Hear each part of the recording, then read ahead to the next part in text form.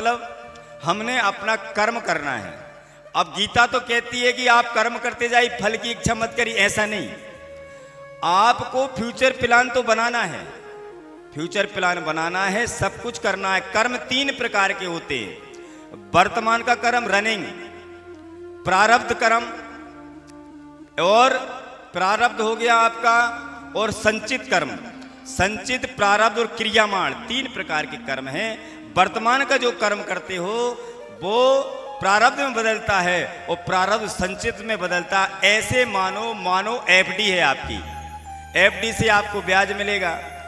आप कितने साल के लिए बनाते हो, कितने साल के लिए क्या करते हो। तो वर्तमान का जो कर्म है वो आपको फल तो देता है, लेकिन कभी कभी फल नहीं देता वो। इसलिए वो वर्तमान का शुभ कर्म और अशुभ कर्म वो प्रारब्ध में चला जाता। 3 प्रकार के कर्मों की व्याख्या किया, उसी में नरक से आए हुए व्यक्ति का वर्णन। बोलो शंकर भगवान की। स्वधर्म नरक से आए व्यक्ति के लक्षण हैं। दूसरों से अच्छा रहेगा, अपनों से लड़ाई झगड़ा करेगा।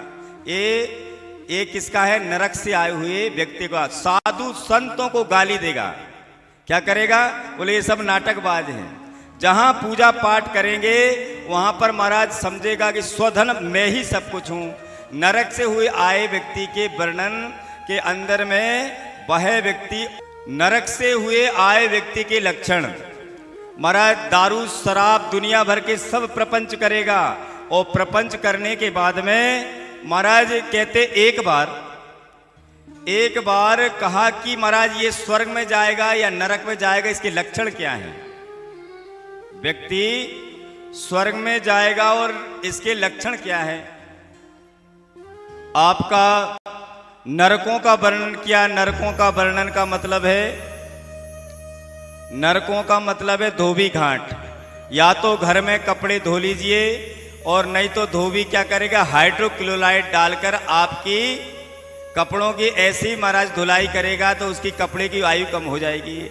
इसलिए संसार में रहना है तो महाराज कैसे बताया नरकों में कि आपको ज्ञान और परमात्मा और गुरु के सानिध्य में रहना है। उदाहरण दिया, धनानि भूमो पस्पस्स गोष्ठे, धन घर में रह जाएगा, पशु गौशाला में रह जाएंगे, भाई बंधु शमशान तक रहेंगे, और शरीर चिता तक जाएगा। जीव का जीव के साथ केवल उसका कर्म जाएगा।